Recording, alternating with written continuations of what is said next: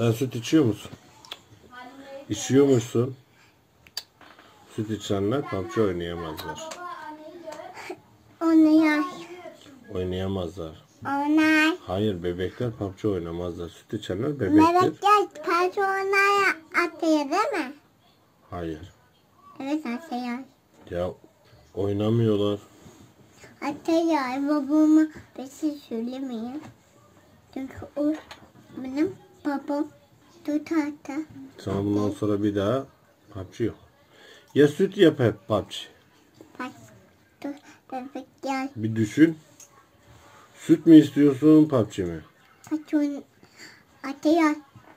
Bebekler patronumuz süt içmez. Bebekler süt içer, PUBG oynamaz. Evet. Çocuklar PUBG oynar ama süt içmez. Sen süt içiyorsun, o zaman sen bebeksin. Hayır. Evet. Hayır atıyor. Ben bebek değilim atıyor. Sen bebeksin. Hayır. Süt içiyorsun. Atıyor. Annen dedi süt içiyor diye. Sen benim atım değilsin. Ben senin aşkın değil miyim? Atıyor. Babam benim atım ama tanrı çıktı. Ama gitti. Tamam. Bundan sonra PUBG oynamayacaksın değil mi sen? Evet. Tamam.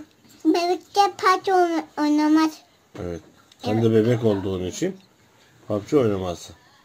Sen çünkü süt içiyorsun. Atıyor. Bebekler patron ama